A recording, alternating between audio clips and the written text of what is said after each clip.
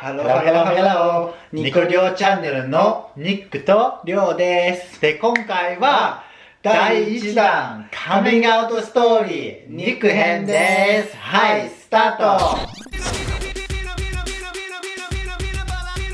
はい、今回は東京レインボーパレードウィークということで、なんか4月26日から5月2日までそのオンラインで、行事が行われるらしいんだけど、今回それを機に、ちょっとうちらもなんか企画できないかなみたいなことを考えて、ニックのカミングアウトストーリーを質問しながら話していこうかなと思ってます。はい、ちょっと恥ずかしいなんだけどさもう10年前の話だからちょっとなんかいろいろこの10年間でいろいろ変わったんですけど、でもなんかいい話になるんじゃないかなと思う。確かに。そうでも逆にとりあえず亮に質問です。なんかその日本人から見たそう日本人から見たそのイギリスでのカミングアウトって何のものなのか、なんかどういうふうに思うのかみたいな。なんかもうなんだろう、簡単に言ったらもう結婚できると結婚できない国じゃん、法律で。イギリスはできるけど日本はできない。だからそう考えるとなんかもうじゃあ法律的に認められていることは認知があるんだから結婚なんかその言いやすいんじゃないのって思う。純粋に普通に。話してみましょうか。そうだね。じゃあさて行ってみましょう。僕先ほど言いましたけれども、そのカミングアウトした時僕彼氏ができたからカミングアウトしたっていうことだったの。で彼氏と出会って、でなんか1年間ぐらいずっと付き合ってて、でなんかそろそろカミングアウトした方がいいんじゃないかなと思って。なぜかっていうと、その1年間でなんかその彼氏の存在感がすごく大きくて、で逆になんかその彼氏を紹介しないと、逆に彼氏に失礼じゃないかなと思って、あと自分がゲイってこと分かったのは16歳、自分が16歳で、で彼氏ができて、でなんかなんだろう、そのいろいろ自分の中いろいろ変わったから、もう言わなきゃって感じになったの。とりあえずなんだろう、自分の口からなかなかそういう言葉自体がI'm gay とかゲイですっていうことがなかなか出てこなくて、なんか恥ずかしかったの。そういうありのままの自分を親に見せるなんて、なんかいろいろググったのどうやってその親にカミングアウトしたらいいのかって。でなんかそういう今みたいにさ、そういう経験話とかいろんなそういう記事とかいろいろ読んでて、でもしなんか自分の口から言えないんだったら手紙とか、で僕がそのパソコンでなんか手紙を書いてお母さんへみたいな感じでぶっちゃけ自分の気持ちちゃんと伝えて、でなんかプリントアウトして、でお母さんが一番見つかりやすいところに置いたそうママへそうで寝たの。で朝ドーンって寝室のドアが開けられちゃってでママがブルブルブルみたいな感じでボロボロボロ泣いてて、でとりあえずはお母さんと話してそうみたいな感じで、お母さんはじゃあどうするのニック、お父さんに言うのか、もしくは私が彼に言うのか。で僕ちょっとなんかそういうお父さんに言う勇気がなかったから、代わりに言ってもらったの、お母さんに。そっちの方がいいかなと思って。気持ち的にね。そうもしかしたらどうかな、なんか亮ももしかしたらちょっと分かると思うんだけどさ、でももちろんなんかそのお母さんの方がそうだね、なんかどうしてもねお母さんの方が言いやすい部分あるよね。言いやすい、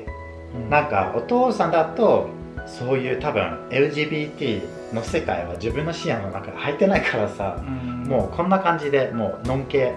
ビジョンみたいな感じだから、やっぱそういうもしかしたらうちの息子ゲイかなみたいな、多分もしそういう考えあるとしても無視するがちだと思うよ、特にうちのお父さん。そうだから言ったらちょっといろいろ大変だったけど、お父さんがいろいろ理解してくれて、でどんどんなんかお互いに頑張って、でなんか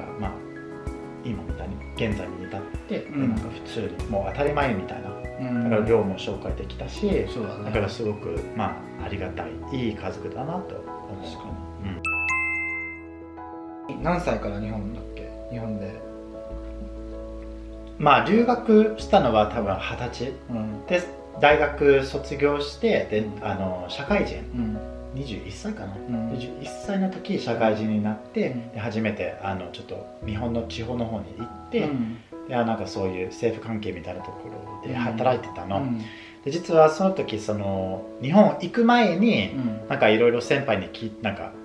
家はどうですかとか、働くところはどうですかみたいないろんな質問してて、で逆になんか先輩にあんまりカミングアウトしない方がいいよって言われたの。そうでその時僕っ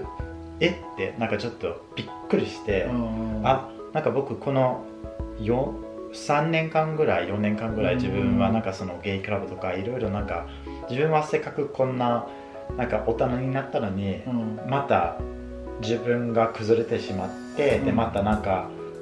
なんかありのままの自分を見せちゃいけないということを分かってたらちょっとね、痛かったっていうか、また苦しいよね。そう、またその檻に入らないといけないみたいな感じだからさ、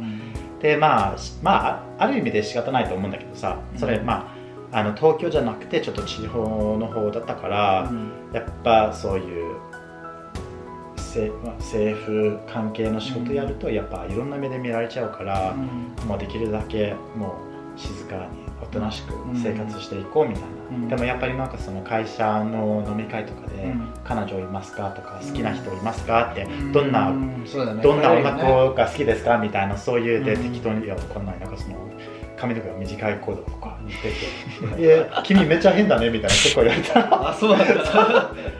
ね、でもなかなか自分はゲイですってことを言えなかったの、そうだね、それは結構辛かったの。じゃあもうずっと日本にいる間はほとんどっていうかもう全然行ってない、地方なんか富山県の方に行った時はもう完全に言ったなんか、もしかしたら噂話になったかもしれないけど、なんかその周りにね肉はもしかしたらゲイじゃないかなって、でも自分から一切言ってない、まあ今回東京レインボーパレードのなんかそういうイベント、まあなんか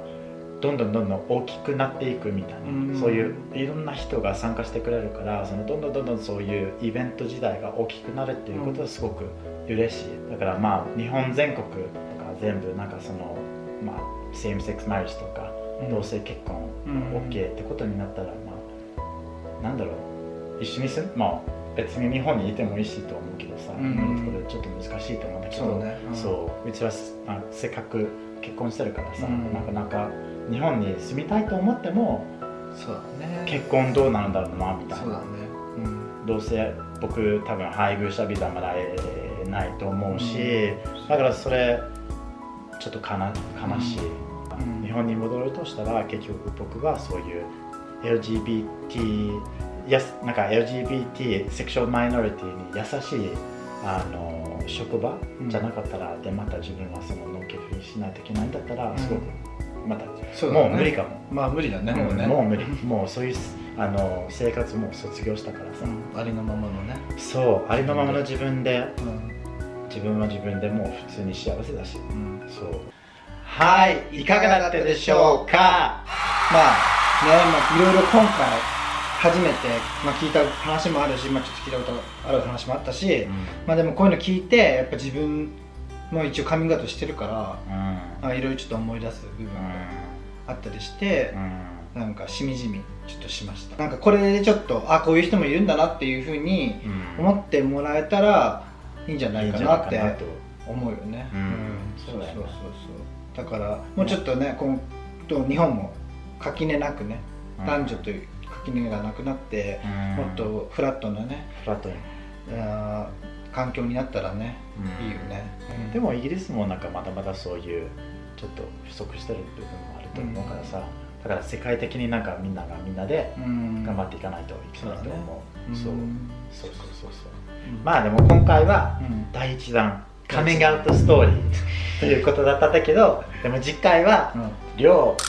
パターンパスです。そう。で、次は寮です。そうだね。寮のカミングアウトストーリー。ちょっと複雑だけど。複雑だけど、もうさ、最近あったし、最近というか、もう結構ね、最近の話だからそれもお楽しみに。で、最後に、チャンネル登録と、いいねをよろしくお願いします。それではまた次回でバイバイ。